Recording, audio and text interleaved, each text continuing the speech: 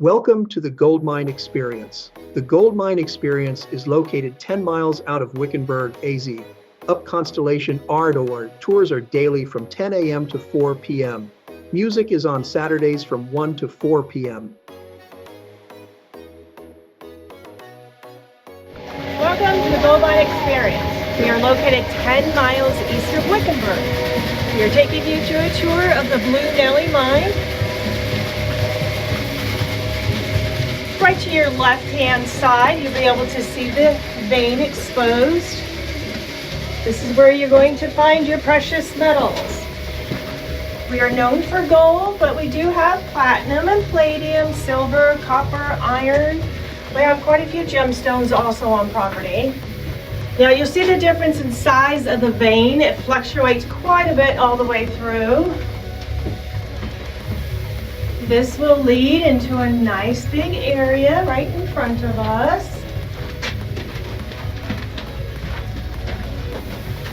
You'll see the vein is quite a bit larger up on your left-hand side. Now above us on the right-hand side, this is called a hanging wall. This is solid rock wall. This is a really great mine all the way through the solid rock wall. So this is your hanging wall. The opposite side, down at your feet, is called a footwall. The vein does follow the mountainside. Approximately 800 feet to the very top. We are in tunnel 1. There is a tunnel 2, a tunnel 3 also. We do have pipes here. We do pump 200 to 1,000 gallons of water a day out of the back of the mine. On our left-hand side, this is a calcium calcite buildup from water deposits. It's quite beautiful.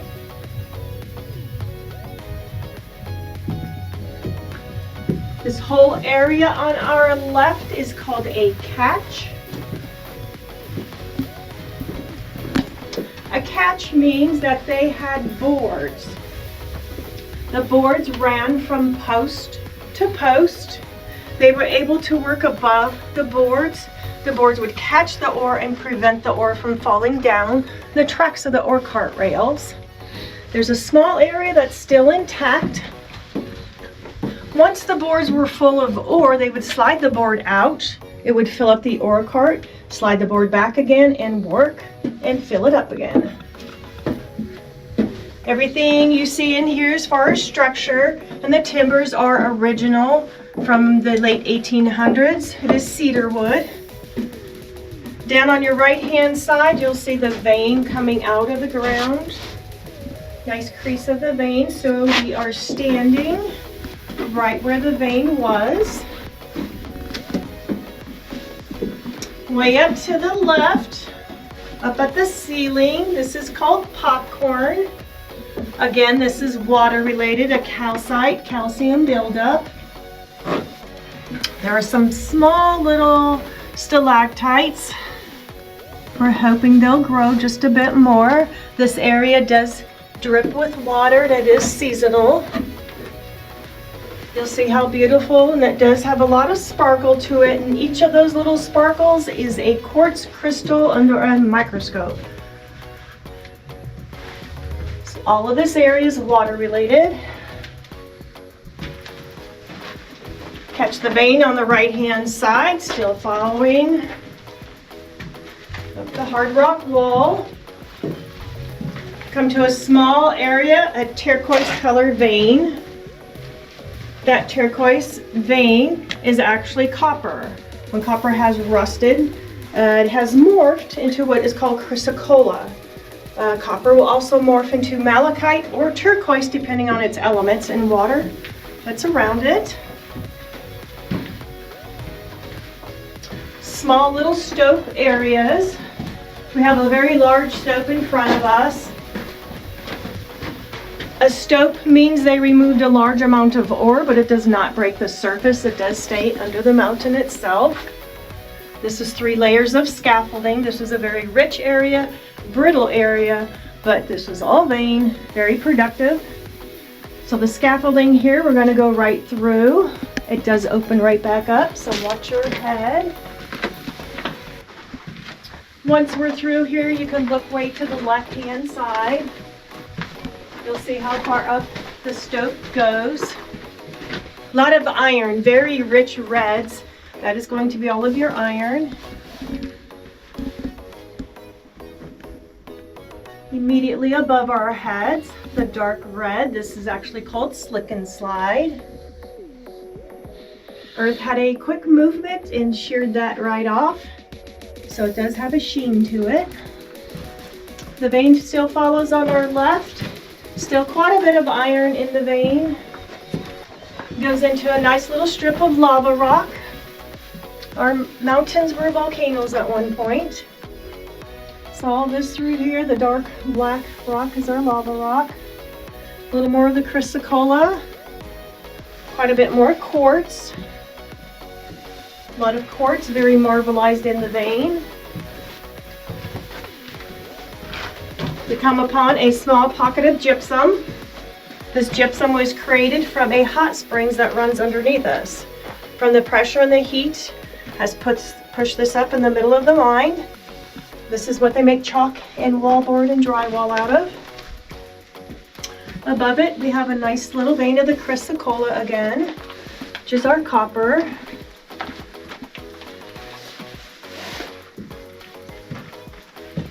The vein is following through on our left up to a chute and a ladder. These both go up about 200 feet to tunnel 2. This is an original structure, very well preserved, cedar wood.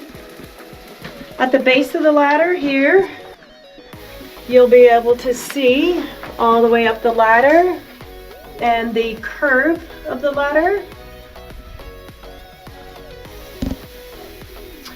On the side of the chute, there is a large wooden door.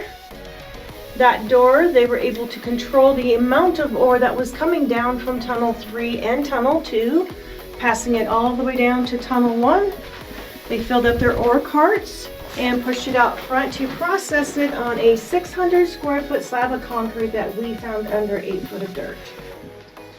That concrete held a stamp mill and a blacksmith shop. Now the vein on the left is very marbleized with your quartz. You'll see some quartz crystals, small quartz crystals. At this point, the vein is this entire tunnel. The vein is all around us. You'll see small little shiny areas. Those are our water droplets. Get a lot of moisture through here, a lot of water. You'll see several holes above your head. Those are sample holes. They would take a small sample to see if there's something they wanted to keep chasing after. You'll see how beautiful the vein is. Again, this is your copper, your chrysocolla. You'll have a touch of azurite. A few more sample holes above us. On the right-hand side, this is a blasting tunnel. They would store their dynamite in here. In case it blew up, it would blow up sideways instead of blowing straight up and taking the ceiling down. They also did run and hide in here when they were blasting to keep themselves safe.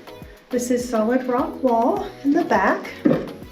And the vein above us, they took a pile of dirt and used that dirt as a ladder and kept building up that pile of dirt to reach higher and higher.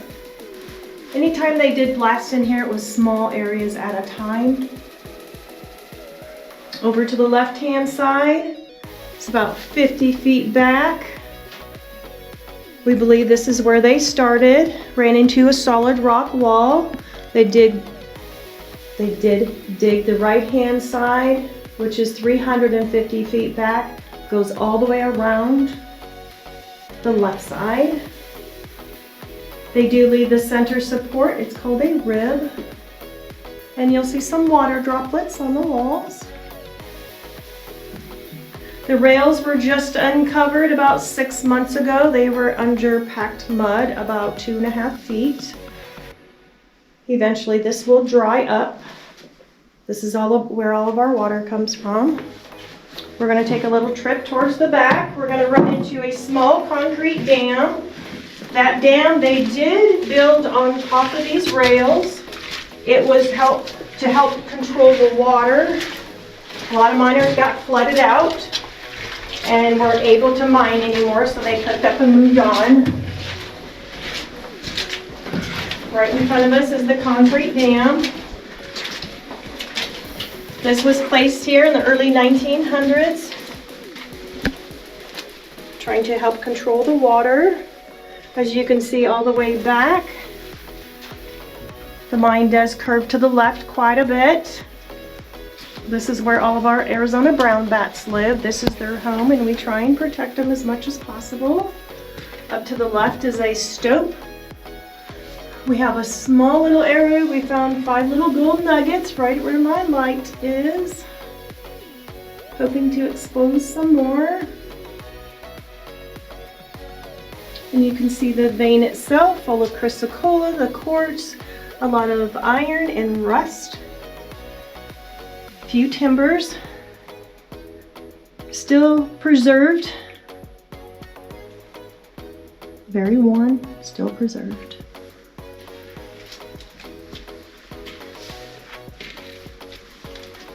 Now the mine is full of fluorescent minerals, so we are going to do a black light tour on the way out. Here's some of our black light minerals. This is a fluorite.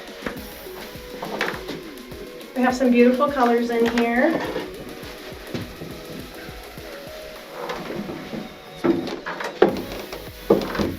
A small little area here.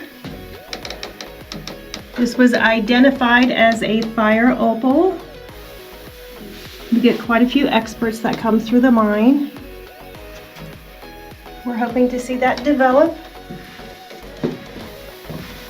This is a willemite, along with your fluorites. Up to our left-hand side, we have some calcite, which is your bright orange. Goes all the way up. This whole wall is very colorful.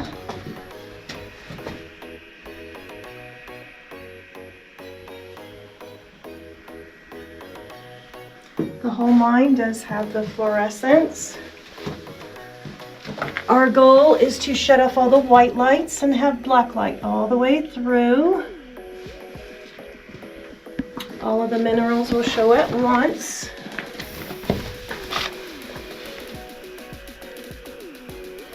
Beautiful areas here. Again, this is your calcite.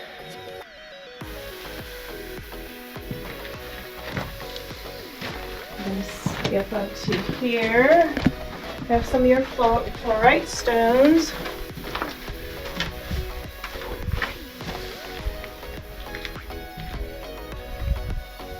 Follow all the way up to the gypsum area. Again, your willemite. Part of your calcites. Big beautiful stone right here.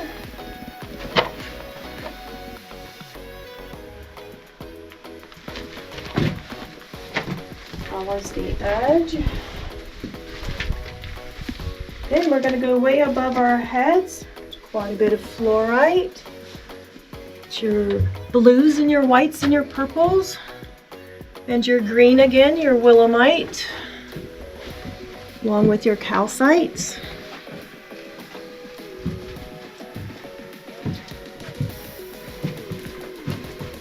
Nice area here. Some of your minerals are grown on top of the rock. Some of the minerals are a solid mass. Depends what type of mineral it is.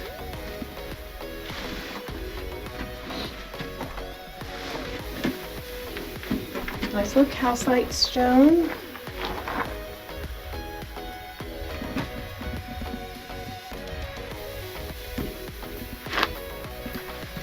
And follow through.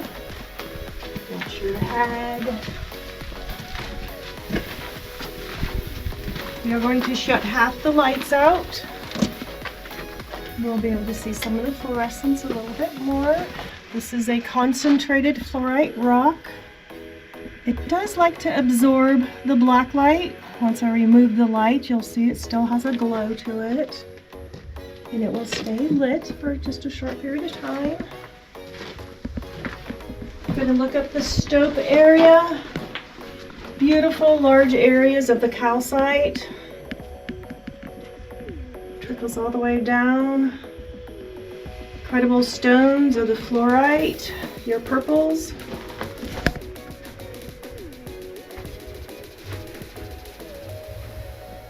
And to your left, another calcite stone.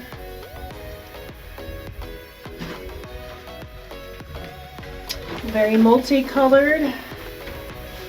These are very sought after. They're rocks that have all the colors in them. Beautiful area up here. Again, this is your calcite.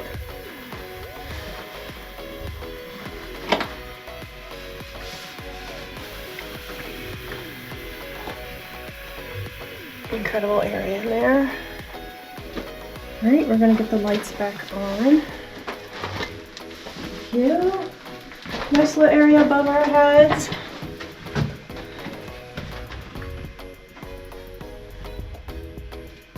One of my favorite areas in the whole mine. Again, your calcite. This is from water, a lot of moisture in here. This is where we're going to have more mineral deposits because of the water.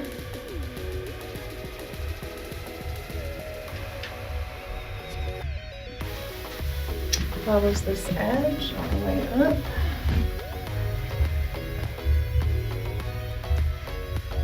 Nice little area down below us here. Small little area. Left hand side, we're going to see most of our fluorites. Little touch of a willemite, which is our green. And way above us on the right hand side, found a nice little area. Discovered this just a few months back. Nice little fluorite stone way up there, embedded.